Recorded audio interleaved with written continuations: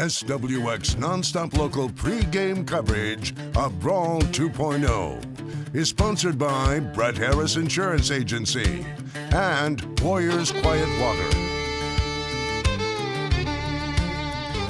Another brawl in the wild. Are you ready for the big show?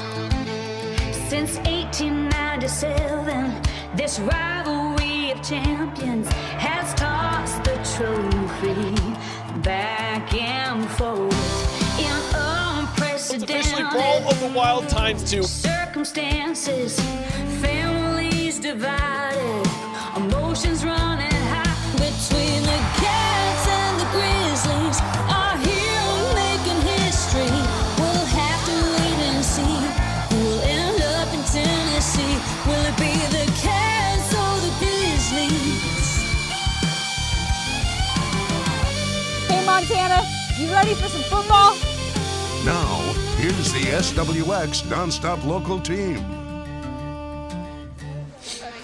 The Brawl of the Wild, one of the oldest rivalries in the West, dating back more than 100 years. It has been played in snow, in wind, in rain, and hopefully some sunshine today in the Gallatin Valley. It'll be, whatever happens today is going to be argued for decades and decades later on. So when we talk about history, we're not just talking about records, we're not just talking about trophies, we're talking about a rivalry that has shaped football in the Treasure State for generations. And now, for the very first time, it collides with a championship path. Good Saturday morning, everyone. Thanks for joining us for your pregame coverage of Brawl the Wild 2.0 live from the Gallatin Valley. You see Bobcat Stadium right behind us. We've got a full team over the next hour getting you ready for Cat Grizz 2.0. Myself, Ben Weinman, Sean Rainey, Dominic Delfidio joining us. These two fellas have traveled thousands of miles following both of these ball clubs over every single state in the Big Sky Conference. And it all comes down to what happens today. 2 o'clock kickoff between Montana and Montana State. Sean Rainey, first word for you, sir. We are basically about 5 hours from kickoff. How are we feeling? Oh, we're feeling great. Morning of, we actually get to watch some football today We do, instead of only talk about it. But we're going to talk about it for the next hour and really excited to be joined by a couple special guests as well. And, yes, we have football today, and I'm just hoping that it's a good ball game. Yeah, we'll get to the special guests in just a quick second. Dominic Delfidio, thank you for the great hospitality you provided us here in the Gallatin Valley. How are we feeling today? Of course. The least I could do after you guys did that for me a month ago. And what's funny, a month ago when we were there in Missoula, we thought, man, this is the biggest brawl in history. Yeah. Little did we know what was looming 4 weeks later here in the semifinals with a trip to Nashville on the line. And, you can't really ask for much more between these two schools. Yeah, I kind of feel like every single rivalry game between these two teams, the stakes get ramped up and ramped up and ramped up. Dom mentioned we've got a great team. We've got people joining us this morning, two people that you probably recognize and know very well. We kind of put their voices to the test earlier this week. Take a listen to that. Every place has a history, but few have legends. Legends here are made by talking. They're made on frozen fields, in packed stadiums, when the crowd is screaming, when the moment becomes electric. In Montana, we don't remember the easy games. We remember the ones that changed everything. The hits, the throws, the wins, and yes, even the losses, especially the losses. The Grizz-Cats rivalry has always been wild. I've been there. I know. But now it's about more than bragging rights. This is the postseason. One game, one state, one chance to be remembered. I've stood in this moment. I've seen what it takes from you, and I know what it gives to you. Win here and become a legend.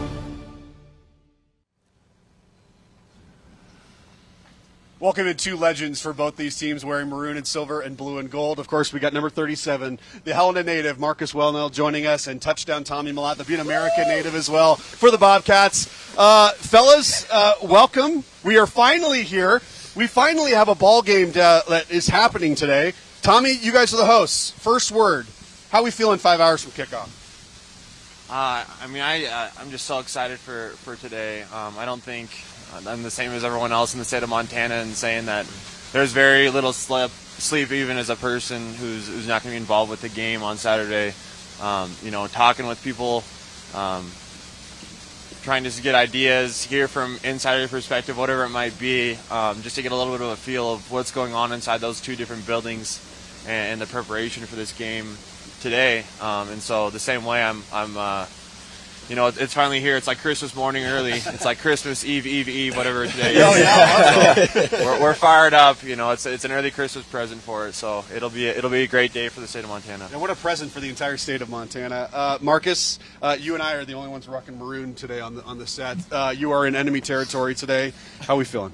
I feel good. I mean, these great cheer squad has yet to cheer for me yet, so I'm just kind of waiting for them to start cheering for me. But they cheer for Tom. I know it's always Tommy's getting everything. I love it, right? Yeah, I love being in enemy territory. It's hostile over here, but hopefully I get some Grizz fans joining me. I'm amped up. I'm excited. I mean, this is like Tommy said.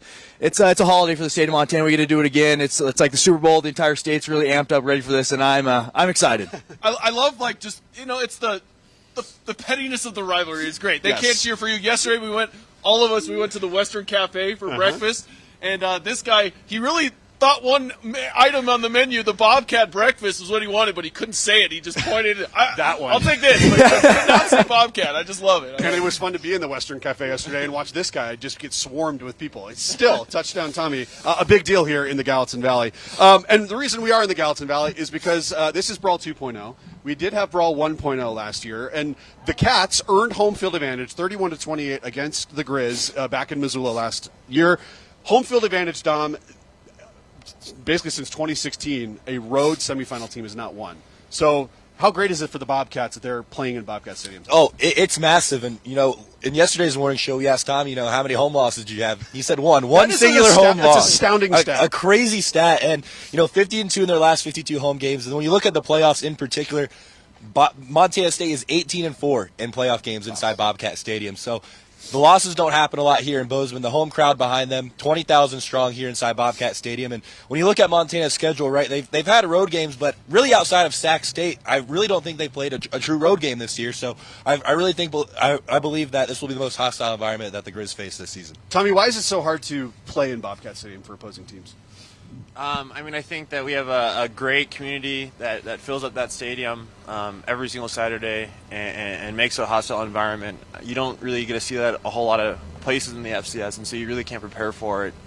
Even if you do stuff with speakers, whatever it might be, it's just different when you go out to the game and you have the emotions behind you and you have the crowd out there.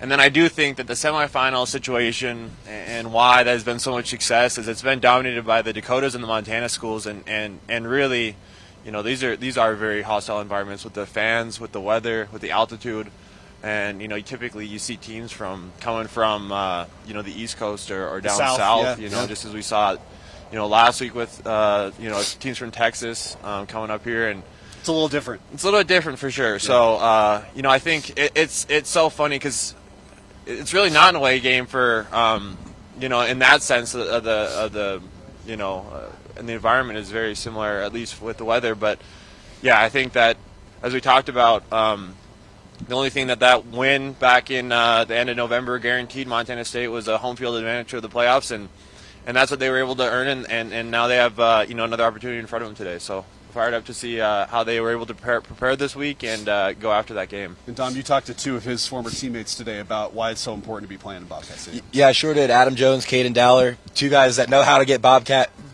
Stadium in a frenzy. And yeah, they mentioned it. That win in Missoula, obviously Big Sky title, and came with it. But perhaps the most important thing, that home field advantage that Jones, Dowler, and the rest of the Bobcats will have this afternoon. Yeah, pretty excited. Anytime we get to strap it up with these guys and play in Bobcat Stadium, it's going to be an awesome opportunity and a cool environment to play in. Playing in Bobcat Stadium, I think we do get an advantage with that. It was really hard to play over in Missoula, and I think they're going to see how hard it is to play here. And I think just playing in front of our fans is something we don't take for granted. So, Marcus, for you, what's it like kind of walking into this stadium? It's a lot. Obviously they do a great job here. I would say second best to Walker is, but it's still hostile. It's loud. It's crazy. The fans love it. And just, growing up as a kid in the state of Montana, I went to a lot of games, obviously more Grizz games than Cat games, but it's still just a great environment. The fans get behind it. And I think one thing that we've talked about a lot throughout the last 2 days is just that momentum swing that the crowd can provide. If you have a good play in here and the crowd gets behind it, you have a bad play for the Grizz, you can really feel the crowd just start getting on top of you, and, you lose that momentum. I think that's why we have so much success in Washington Grizzly stadiums, because, we feed off of that. And the Cats do the same thing here, feeding off of that. So it's just, creating that momentum early and not letting the crowd get too into it. Yeah, it's kind of a representation here. You played in 4 brawls. You played in 4 brawls, 2 on the road, 2 at home. Neither one of you have a road win in this rivalry. It's kind of crazy. So, of course, there's we'll be talking more about the game over the next hour or so here. But what is at stake? What are these two teams actually playing for? We've talked about how this is probably not just the biggest game in this rivalry's history, the biggest game in the entire state of Montana sporting event history. And Sean Rennie, the teams, they want to win today because then they get to go to Tennessee for a shot at a national title. Yeah, how about that? We're not going to Frisco this year. We're going to Nashville. It's going to be a lot of fun for whichever fan base goes down there. And I think it's really cool. You get half of the state of Montana, I feel like, goes to these games. And it's going to be really cool going to a new location down in Nashville. And what's going to be different is this is the first time that one of the Montana schools, they're going to be favored in this game, whether it's Illinois State or Villanova. It's not going to be going up against a really good North Dakota State or a really good South Dakota State team. Obviously, that doesn't guarantee you a national title, but it does give one of the Montana teams their best shot at a national championship in a long, long time. And also, that's what makes this game, it's not even the fact that the winner gets to go. It's that you lose and then your rival gets to go, which makes it even worse for that team that loses. So that's why today is so massive. And if they win today, Dom, what do they get to play for? Well, they get to play for that coveted national championship that's been eluding these schools for quite some time now. A Long time. A very long time for both of these programs. I've been on the doorstep of that national championship. And not only is your rival going to go to the national championship if they win this afternoon, but they're most likely going to be favored. Not taking anything away from Villanova or Illinois State. They've had incredible seasons and runs to get to this point. But going into those matchups against either one of those two teams, I would like Montana or Montana State to win. No, I think of course, a lot of generations of Bobcat fans and now a new generation of Grizz fans have never experienced a national title. So, of course, that'll be a lot of fun to get one of these teams actually finally be a favorite in Nashville, Sean, because it's been a long time for that because the Dakotas have just dominated. Yeah, I'm curious to get Tommy and Marcus's perspective on what a national championship would do for either school. I think, Tommy, obviously when you came on as a freshman, it was really, Montana State trying to capture that momentum as a program and take it away from Montana. You've talked about you went to the Grizz and committed there because Montana was kind of the dominant school for a while, but I feel like a national championship, either way, it either kind of supplants the momentum that Montana State has had, or it's, kind of Montana trying to steal it away. Like, your guys' thoughts on big picture, like what a national championship means for either squad.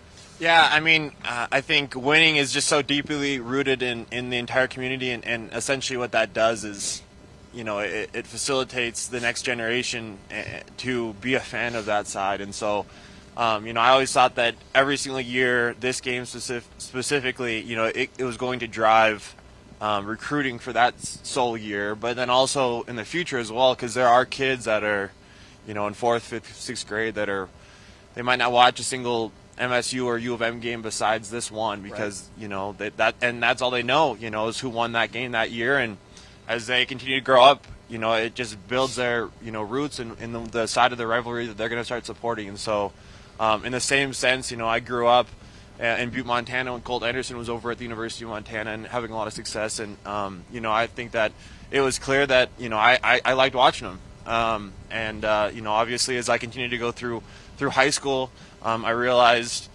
Montana State was going to be where I was going to go. But, I do think that teams that have success, teams that are in national championships, that drives so many people's opinions. And it's really going to, again, root the next generation of athletes, of supporters, whatever it might be.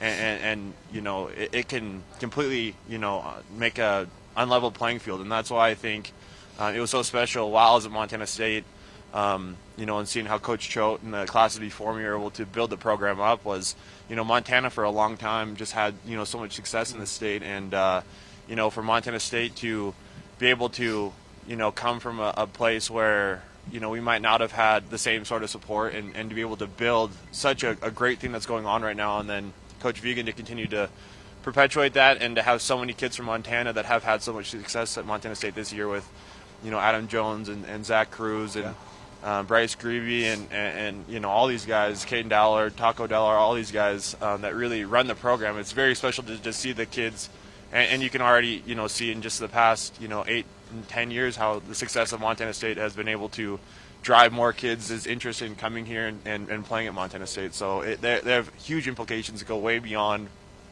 fans being able to go home for Christmas for this 1 year and be able to, talk over, the opposite schools' opinions. It's going to be a systemic thing for years to come, and it has a lot of implications. Okay. Marcus, what would a win do for the Montana program? 2001 is a big year in that program. It is. It's a big year. It's the last time we won a national championship. But I think it finally, we're a hungry program. We've been wanting to win a national championship for a long time now. I think, going back to what Tommy just said, I think it's great it's going to have implications for years to come. Montana guys growing up watching, whichever team wins today, and, hopefully goes on to the national championship. And if the Grizz win that one, it's just kind of like, I want to continue to play. And also, now this age of the transfer portal, a lot of times you're like, hey, man, I want to go play for the national championship team. I'm going to go play for a program in the FCS. So there's that piece of it. And also, I think, like we've been talking about, obviously the Cats have had success as of late, growing this program. Montana's had the success, throughout the years of being that program. Now, obviously, the Cats are continuing to grow into that. And I think, selfishly winning the game today, I think it kind of, puts a pause on their growth, because if they obviously win this game, they'll be favored to go into the national championship and win that, kind of have, turn this thing around and go on top. So if the Grizz can win today, it's kind of pushing that back and letting the Grizz, say, hey, we're still the program in the state. We're still going to dominate this. Well, it's kind of interesting because when Coach Houck came back, right, it was kind of RTD that returned to domination. Obviously, the landscape is just not the same as when Coach Houck was here for the very first stint. But a win today and then a potential national championship win would kind of be the first time, I think, that Montana would be able to at least try and kind of get back to that phrase and that saying, for sure. So no big deal. Everything's on the line today. A lot to talk about, a lot to break down. We're going to get perspectives from all four of these guys who've been following these teams, played for these teams. We're going to take a quick break here on Nonstop Local. Thank you for watching us statewide this morning as we get ready for Brawl 2.0. Spirit Squad, too. Thank you to the Spirit Squad as well, and Champ for joining us. We're taking a quick break here. We'll be right back on Nonstop Local. Pre-game coverage of the Grizz vs. Cats is sponsored by Brett Harris Insurance Agency and Warriors and Quiet Waters. We'll be right back. Welcome back. It's Brawl 2.0 on Nonstop Local Montana. Good morning, everyone, from the Gallatin Valley, joined now by our esteemed panel, Tommy Mellott, Dominic Delfidio, Sean Rainey, Marcus Welnel. I'm Ben Wyman. We're getting you ready to go for kickoff here on ABC Montana, Brawl 2.0. Let's talk about the Brawl, because for the first time since 1913, Sean Rainey, these two teams are playing twice in a season. We'll talk about how hard it is maybe in the next half hour to beat a team twice. But from a Brawl perspective, a rivalry perspective, for the Grizz, no team since 1913 has had a chance to get revenge the same year. Yeah. I'll kind of let Marcus take the revenge factor of it, but obviously, this rivalry is just so big. There's no pro team in the state, so you're either a Cat or Grizz. We've talked about. We know how much the rivalry means. It's one or the other, and there's just so much history, right? And that's kind of like the thing about Montana.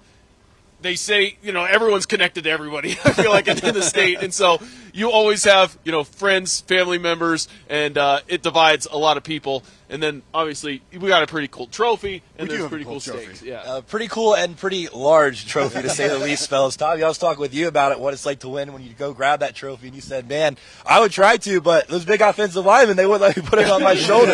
And so, you battle for 3.5 hours, and your reward is that 300-pound trophy. And the reward this afternoon, fellas, a trip to Nashville. We already know about the stakes, and they couldn't be any higher for this afternoon's game. Yeah, that trophy, by the way, just to be clear, not on the line today. That will stay that'll stay in Bozeman for the next year. They earned that about a month ago. Marcus, I'll start with you. If you think about your career as a Grizz linebacker and you think about this rivalry, what's your favorite moment? Do you have a specific memory when you think about Cat Grizz? Oh, I don't know about a specific player, specific member. The win in 2021 over at Washington Grizzlies Stadium, I think that's definitely my favorite memory of the Brawl. I don't know if I have a specific play. I think there's a lot of plays I can pick out throughout that game of just, that were awesome. I think it's just a lot of flying around. I really feel like we dominated that game and had a lot of fun. I think Tommy and I were talking at the break, just a couple of the blitz packages that we had in empty, being able to go up the middle. So I think maybe some of those plays might be one of my favorites, but I think just an entire game was a lot of fun. Did you ever sack Tommy or hit Tommy or any plays involving you two? Yeah. or lay on top of him, talk a little smack or something. I don't know. I don't know about that. I mean, I definitely tackled him. I don't know if I ever got a sack on Tommy, but I mean, I definitely hit him a few times. Tommy got a juke or two on you. I don't know. Oh yeah, no, he definitely did that. So.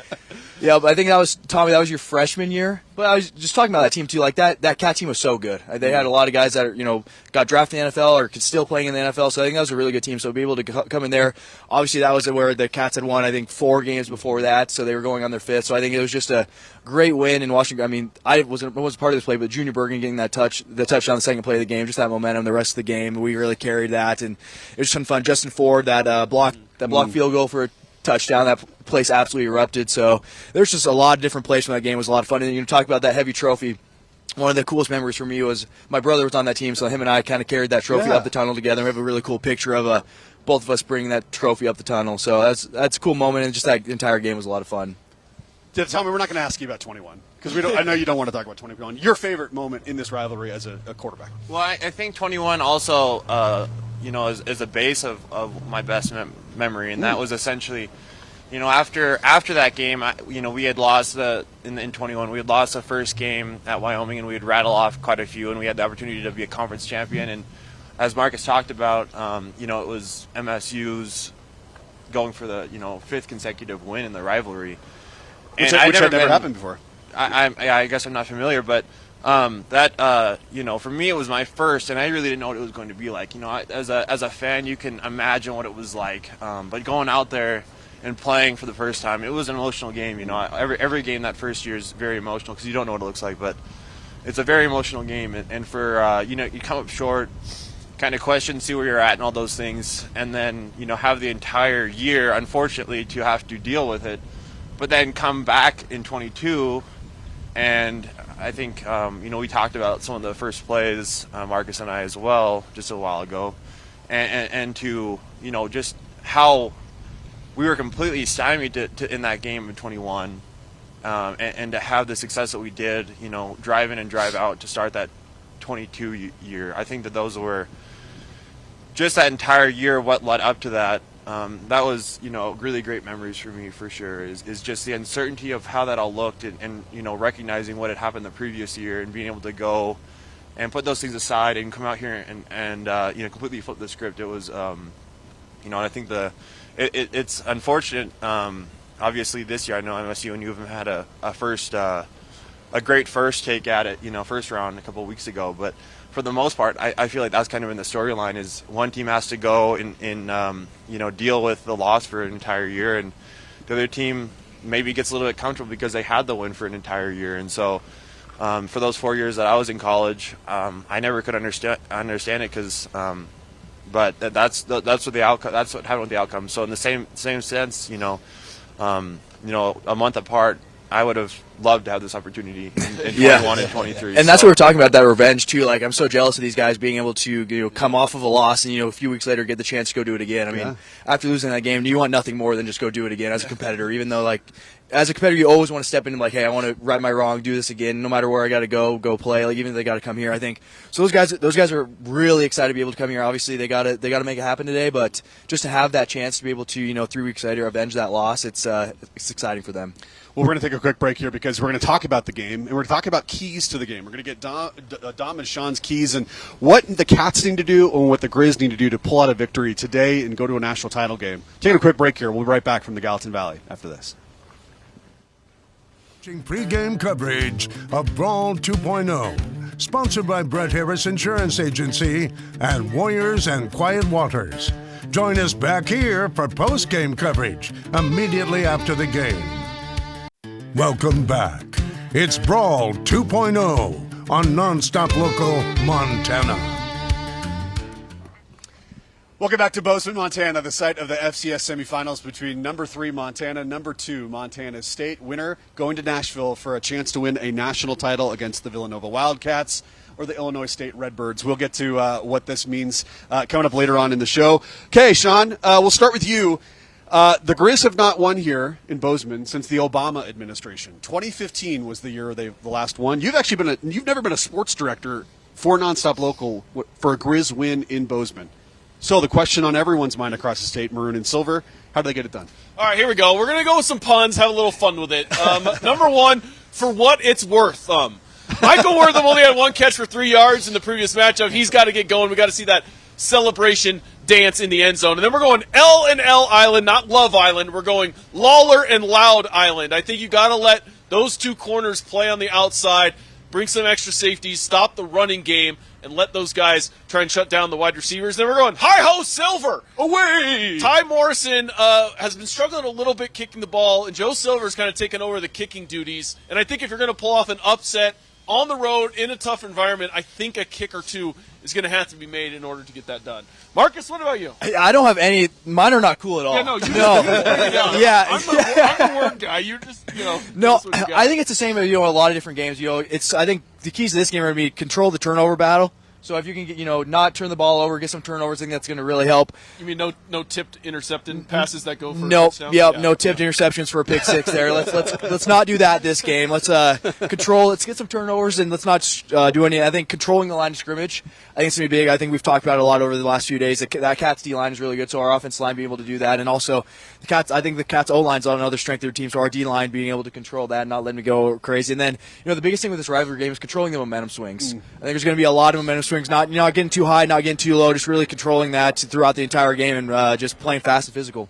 So that's the great side of things. Dominic Delfidio, the Cats, what do they have to do to get 2 in a row this year against Montana? Yeah, Marcus was kind of snowballing in my first key point. Dominate the trenches if you're Montana State, right? Offensive line, one of the best in the FCS, 3 FCS All-Americas on that team, on this year's team. And on the flip side with that defensive line, Tom, you've gone up against a couple of those guys in practice last year, Paul Brock, Kenny I, and Alec Eckert. The list goes on. Most experienced group for Montana State. And then on top of that front four, they need to create sacks. They need to get Montana's offense behind the sticks, and that might even enforce some more turnovers. We saw how important that one turnover was in Brawl 1.0. And then the final one, limit the explosive plays. Michael Wortham, Eli Gilman, we know what they can do when they get the ball in their hands. We saw Gilman in that first game rip off that long run. But other than that, I thought Montana State's defense did a great job keeping everything in front of them that entire game.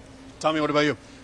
Yeah, I don't have exact points, but I think that it's just the philosophical sense of getting to a flow state before the other team. I think that was it's unique, but in big games you can't really put a name to it, I guess, but I always felt that when you started rolling a little bit, it's just contagious among the entire team, and that's just that energy and these things that are intangibles.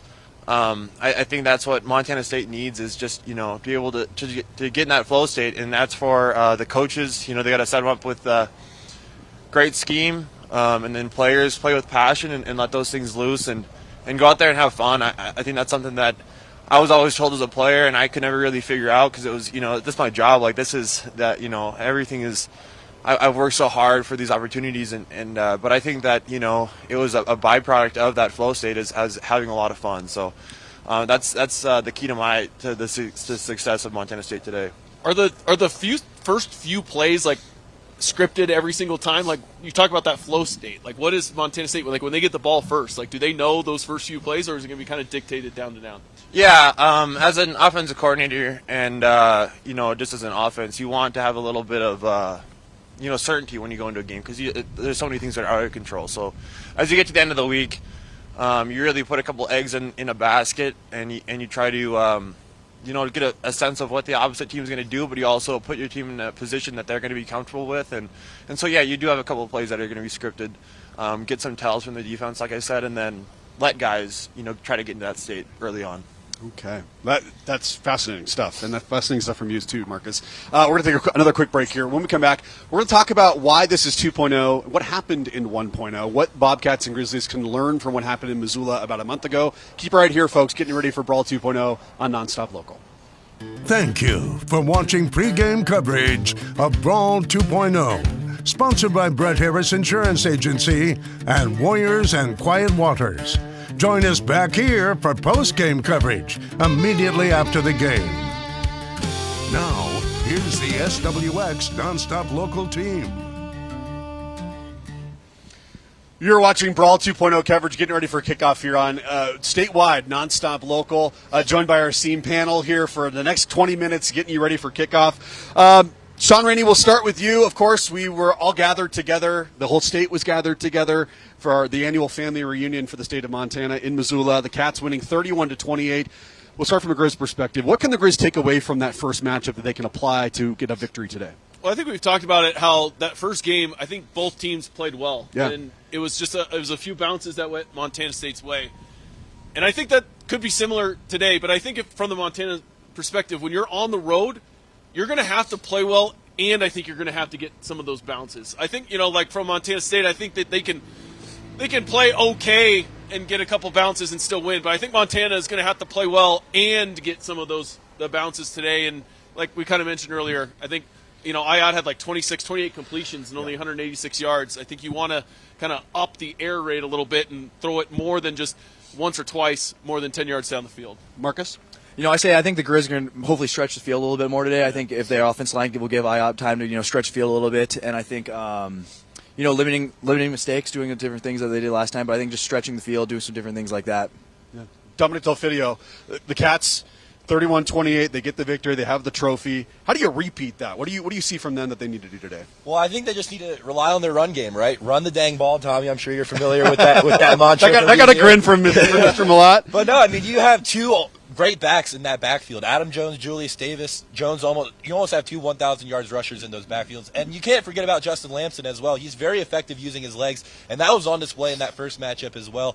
And one thing that I really liked at the end of that ball game, right? Montana State gets the ball back with 6 minutes left, and they're able to run the clock out. But not only that, they were aggressive. Coach Ving was very aggressive on that final drive, going for it there on 4th downs to ultimately run down the clock, because I truly think that if this game is as close as it was in 1.0, whoever has the ball last could very well win this football game. Tommy, what do you think? Yeah, in the same sense, I think it's to keep that aggression from the first game. I think you have to go over there to Missoula, and whoever you are, you have to go, punch them in the mouth. And I think that there's something to be said about that in whatever circumstance. And so as they come back here, I think Montana State, that should be and likely will be part of their game plan. There's a lot of third downs, 3rd and short or 2nd and short where there are situations where you run the ball, try to get a first down, and there were some shots that were taken in those circumstances the first time around, and I think that that's something that they, I'm sure that University of Montana had noticed, but I think that's something that Montana State will continue to do, and that's what they'll need to do as well. And something that's really cool for the audience here statewide today is we've got two gentlemen who have played for both these teams, and the coaches that they played for when they went to MSU and UM are still the coaches today. They're going to be coaching on the sidelines at 2 o'clock. Mark, I'll start with you.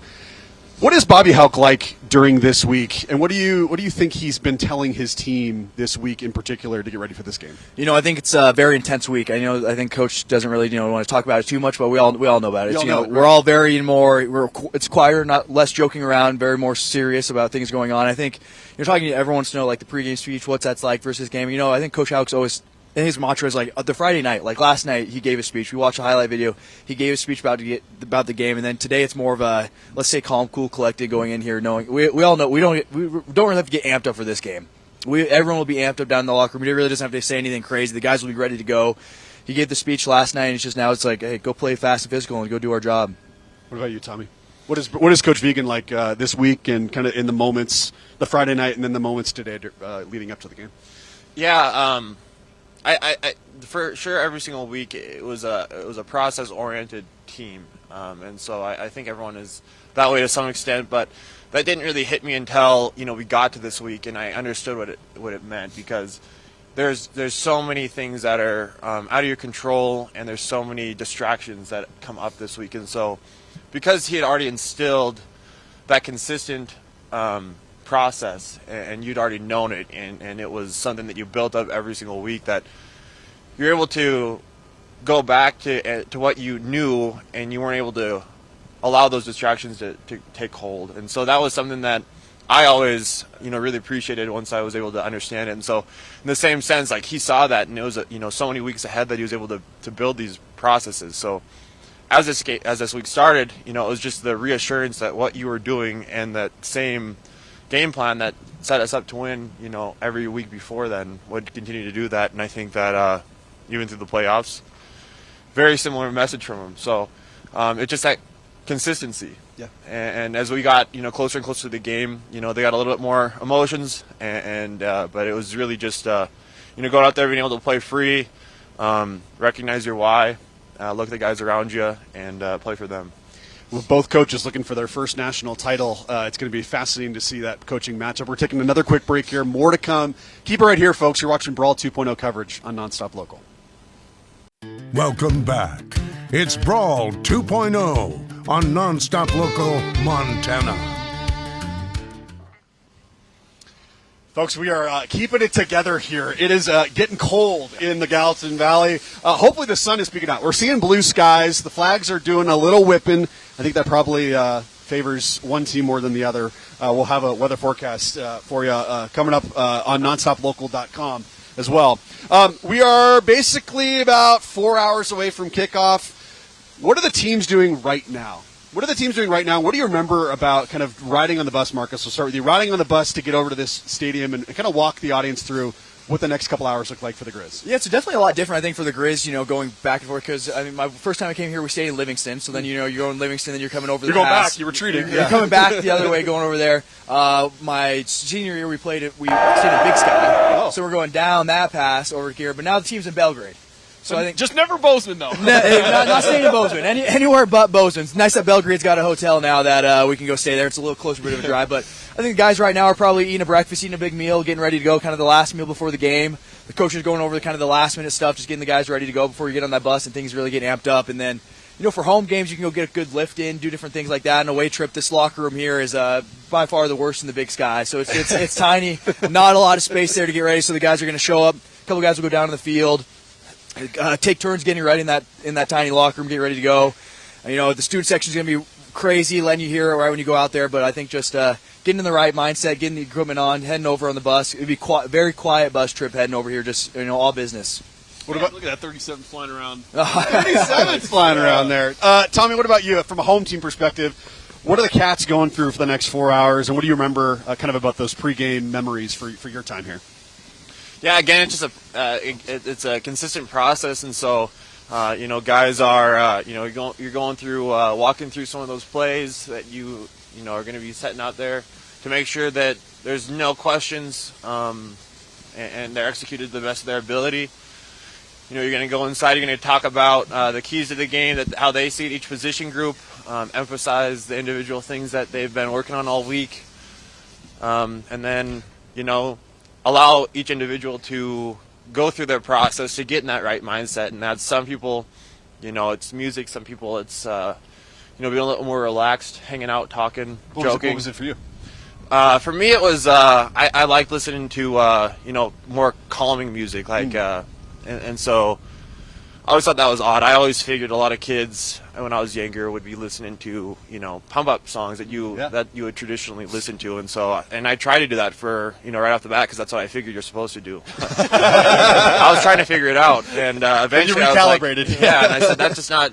I'm already fired up. Like that's not what I need, so I needed to calm down, and that's what helped me the most was being able to do that. Yeah. So yeah, Marcus, would you agree? Were you listening to, or you the opposite? So I would say I'm the opposite, but no, honestly, no. I would say calm too, because if I listen to big music like that, I would lose it. So you just got to stay calm, and then I think once you walk in for home games, you walk into that tunnel, you hear the music play, and that's time to do some things, get the mind right, listen to that music, and then run out of the tunnel. And then here it's kind of the same mindset of just it's quiet. Then right before we're about to take the field, they'll throw a pump up song, get the boys in the right mindset to take that field. So it's staying very, very calm, because if you start getting ramped up too early, you run through a wall well before you're supposed to.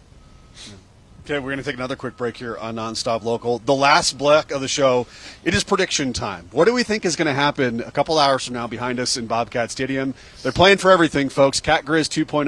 We'll be right back after this. Thank you for watching pregame coverage of Brawl 2.0, sponsored by Brett Harris Insurance Agency and Warriors and Quiet Waters. Join us back here for postgame coverage immediately after the game. Welcome back. It's Brawl 2.0 on Nonstop Local Montana.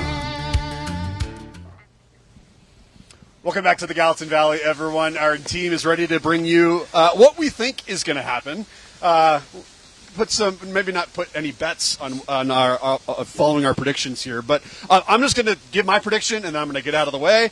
I think the Montana Grizzlies get it done. I think they get their first win in Bozeman. I know. Oh, you're getting some looks. I know. I love it. I love it. I think they get it done, 35-24. Their first win in Bozeman since 2015. I've actually never lived in the state of Montana in a year that Montana has beaten Montana State in Bozeman. So I think that changes today. That is my prediction. We'll go with you, Dominic Delfidio. Lead us off. Yeah, I'm going to go with I like Montana State to get it done this year. You know, they should have confidence after already winning a Wagriz this year. They should have confidence playing in the comforts of Bobcat Stadium. I do think both teams defensively will make enough adjustments to limit the offenses just a little bit than what we saw in that first game. But I do like Montana State 28-23. I just think their experience running the football, that offensive line, Davis, Jones, even Lamson, I think they get it done here this afternoon. Tommy, you go 35-31 Cats. Yep, that's for sure back in that. I just love the guys in that locker room. I'm still, I'm 1 year removed, but I'm always gonna bet for the guys that I know, and at the end of the day, that's what it is scheme aside, X and O's aside, those are things I want to talk about, but you got to lay your hat on the individuals that are competing and the guys that are in that locker room, and all those different assets to it. That's what I'm gonna hang my hat on today. But 35-31. So you think it is going to be pretty high scoring? Yeah, I do. I think it'll be a great game. I'm excited to watch some offense. I think that Coach Pease has done a great job, and Coach Sherbeck they both done great jobs for both the prospective teams, and I think despite the cold, brisk air that today, I think both teams are going to be getting after it. Marcus, you have the exact same score, except I think you 35-31, but I'm assuming you're going with the guys in maroon. I am definitely going to go with the guys in maroon. I think it's about time we get a win over here. I think a little more. Sorry, 37-31. I was going to say, I thought 37-31. I thought I said 37 really quickly yesterday. But I think these guys are just going to play fast, physical today. I think I said it early in the week. The hungry dogs run faster, and after losing the game earlier a month ago, I think these guys want this one bad. They're going to play fast. They're going to play fast. They're going to play fast and physical, and it's going to be fun to see. I think a little more points than I would like to see score today as a defensive guy, but both offenses are really explosive. I think they're going to score some points, but the Grizzlies are going to score more than the Cats today, and we're Montana, they're not, so let's get it done. Sean Rainey. Well, last night I gave out 2 score predictions based on the weather. You hedged. I did hedge a little bit. The weather's decent right now. I do think if the wind picks up, it definitely favors, I think, Montana State. But I will go with Montana 31-28. The exact same score, just flipped. I think that the football gods, the couple bounces went Montana State's way last time. I think maybe it evens out a little bit, and a couple bounces go Montana's way. Okay, cheer team. Who do we think is going to win the game? It's the Grizz, right? No!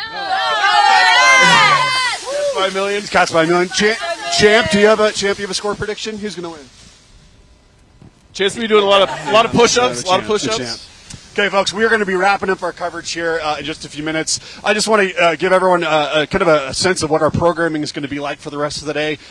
Make sure to follow these guys on social media over the next few hours. We're going to be live on the sidelines, getting you ready pregame. And then after the game, don't change the channel because the game's going to be on ABC Montana, statewide broadcast. Wherever you are today in the state of Montana, you can watch the game right here with us on Nonstop Local. After the game's over, don't change the channel because myself, Marcus Welnel, Tommy Mellott, we're going to be breaking down what exactly happened, and then these two guys, after they go gather their footage and talk to hear from the post game, the press conferences for both these teams, going to bring some perspective on whoever wins this game, what this exactly means for one school and what this means for the other school. It is a little sad, I have to admit. When we all go to bed tonight, half the state is going to be ecstatic, and half the state is going to be maybe as devastated as they've ever been. That's the stakes of this ball game. Okay, how much time do we got? We have 90 seconds. All right, Marcus, explain what we're doing right now. So, we're going to end the show. We're a little cold. We got to get ready. We got to get hyped for the game. What do we got to do? Yep. So we were talking about the pregame routine, and I just remembered I had something in my pocket about I took before every game, before a different drive. So we got a little bit of smelling salts right here. Show it up to the camera there. Show it up to the camera there. Guys, they said they wanted to try this out. I don't know which camera we're at here right there. So all we're going to do, we're going to crack these, and we're going to sniff these, and we're going to get ready for the game today. What are we expecting here? And you did this all the time? Before every game, before every drive. I mean, we were every drive. Not every drive, but some big drives. If it was a big drive, and in the tunnel, I talked about the music. Everyone's got these run out of the tunnel. I mean, you run out, you're crying because the eyes are watering, the emotions are getting to you. I mean, it's just or is it the smelling salts that are a little bit of both, a little bit of both. But I think it's right that as we end the show, we get ready for the game. We all get amped up and get juiced up. I know we only got 4 hours till kick, so we got some time, but. Okay, we have 45 seconds. All right, start let's us get off. into it. So we're going to crack the middle here, and we're just going to sniff it. It's like snorting a bucket of chlorine. Oh, jeez. That's a lot. Woo! Hey, go Grizz! Go Grizz! I need one for the other nostril. I guess. No one. I'll get another one. There you go. Enjoy the ball game between number 3 Montana, number 2. We're ready Montana for the State. game. Let's get Tommy Millard. Dominic. Hey, we got it. Hey, go Grizz! Mark, Go Grizz! we're here. We're ready. Enjoy the ball game, everyone. We'll see you after. Yeah. Gotta love it. Woo! Thank you for watching pregame coverage of Brawl 2.0, sponsored by Brett Harris Insurance Agency and Warriors and Quiet Waters. Join us back here for postgame coverage immediately after the game.